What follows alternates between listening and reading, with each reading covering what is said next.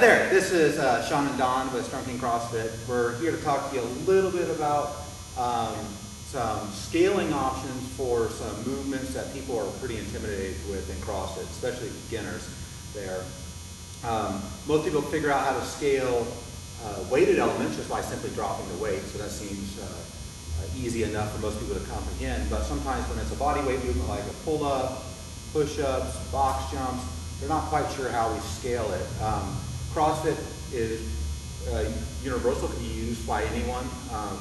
We scale the movements according to where that person is at in their CrossFit journey, and we keep on moving them up there. So today, in this video, we're going to talk about pull-ups, push-ups, box jumps. We have a couple other videos out there already with some scaling options and building options for rope climbs and handstand push-ups. So if you're interested in those, check them out. First things first here. Sometimes you see people use bands for pull-ups. Here we don't like using bands. If you see them in our photos, you follow some photos and stuff. The only time we use band is really in strict work, or if we're trying to assist someone in some sort of dynamic move like a sit through for a muscle up progression and all that.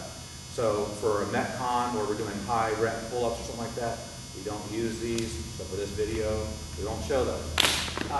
We're going to mimic something here. We're going to start off talking with the body glide here, because you're going to see this movement pattern kind of represent itself in some of these other scaling options here. So Dawn's going to get on the bar here from a hang.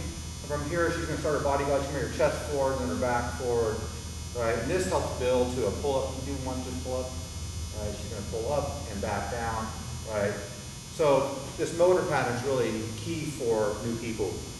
But before you start doing body glide, we have to make sure you're first stable enough to hold yourself on the bar, right? So can you jump up on the bar and hold weight, right? If the answer is yes. Can you turn around for a second? Can you jump up and then try to get the scapular activation by pulling, right? We want to make sure that shoulder's safe enough, so we assess that too. If that's the case, then we might start doing a little bit of motion there. So body glides, a little bit of a short pull there. One of the first pull-ups that we worked on for people is a jumping pull-up. If you come to our on-ramp, don't let the name fool you, it's pretty hard there. We're going to have a box for Dawn, here. And as we come in here, Dawn, we want to see her arms when she stands up. Can you stand up for a second, Dawn? Her arms when she stands up at mid-forearm, right? That's about sizing it just right. And from here, we're going to still mimic that body glide by coming down and through, and then pulling back and chin above the bar, down and through, chin above the bar, and one more time. Good. So when do we use this one? People kind of get confused, sometimes even our regular athletes. When do I pick what scaling option? So this would be something like a really high rep pull-up, maybe like Murphy, where there's 100 pull-ups in it, where we wouldn't want you to do a ring row because it would just destroy you. Try to do 100 ring rows. So this would be a good option. High rep, Cindy, multiple rounds where we're trying to keep your heart rate up type thing. It's a very good option for you. The next one, we're going to get rid of the box here. Low bar pull up. And I already got props set, so.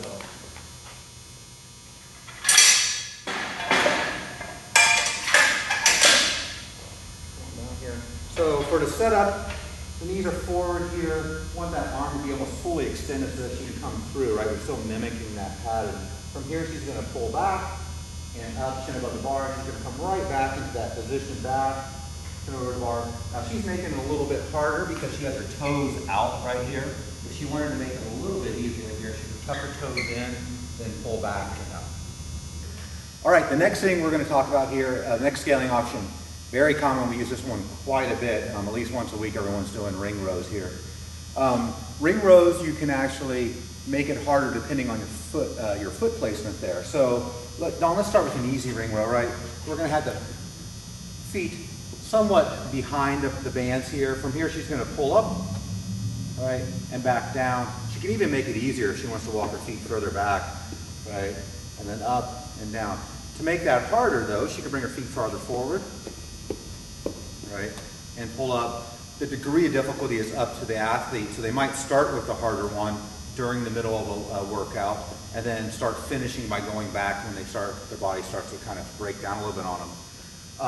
To go a next step higher here in difficulty, An inverted ring row is the next option that we can do here. So we want to have the feet higher than the hips. That's the key here. And as she comes up, she's going to pull herself up and then back down, and then up and back down. Excellent. All right. The next thing we're going to talk about is push-ups here. So what is a push-up and how can you scale it? It can be an intimidating move for a lot of ladies. And for a lot of guys, sometimes learning how to do a push-up correctly with the right shoulder stack movement is an eye-opener for them. Makes it a lot harder here. So to start, let's start with a regular push-up. So Dawn, can you get down right here, please? Right, she's got her hands close together. She's gonna, when she lowers herself down, she's in this hollow position, right? She's having her elbows really close to her side here, right? It's gonna keep that shoulder back and down, nice and safe instead of chicken winging out like this, right? From here, she's gonna push up, right? And in CrossFit, we do hand release push-ups. So let's go all the way down. The hands come up slightly, and let's go right back up there. So that's option one, right? That's the RX option. To scale that a little bit, right, might happen, everyone starts to snake this. So can we show a couple snakes here? So she's gonna come down and she's gonna break here. See how she broke that rib cage to kind of help up? It helps lighten the load a little bit there. I know a lot of you are looking at it going, but that's a push-up. Yeah, it is, but it's a little bit easier there. The next scaling option is having her drop to her knees. It's gonna still mimic that same pattern. Try to push all the way out of that, right? One more time, excellent. From there, we can go to an elevated push-up. So this reverse hyper is pretty high. Sometimes we would have it a little bit lower like this. However low it is going to kind of dictate how hard it is.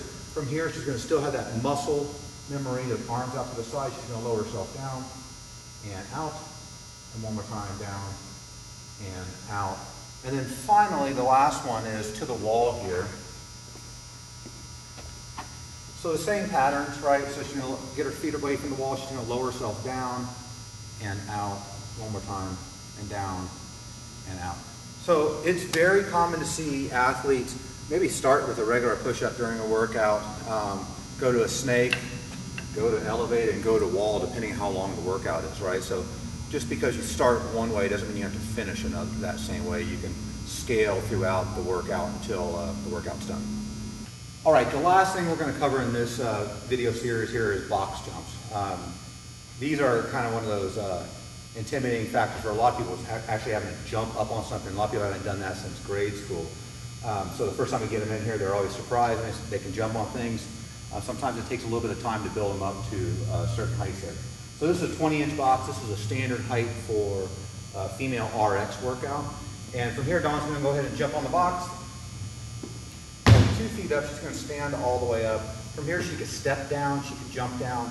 We recommend that you always step down, right? Rebounding off the back, it's a good way to injure yourself. Some people do it, but our recommendation is always to step down. So that's a regular box jump. And a way to scale that is, right, we can start something low here. So this is a regular plate. Dawn, let's go ahead and jump on that once. So we'll do this with a lot of athletes. We'll keep on adding plates and build their confidence up, right? They kind of figure out where their confidence level is, and maybe they get on a lower box for their workouts, right? If jumping is just not happening for you, for whatever reason, like our preferred is that you're able to jump on whatever height it might be, but let's say that's not happening for you for whatever reason, then we want you to step on a higher box, right? So step, full extension, back down. We want you to alternate legs, if you can remember. Yeah, see, hard, she forgot. But that's another scaling option, right? And you kind of pick your path here, and off you go. Super.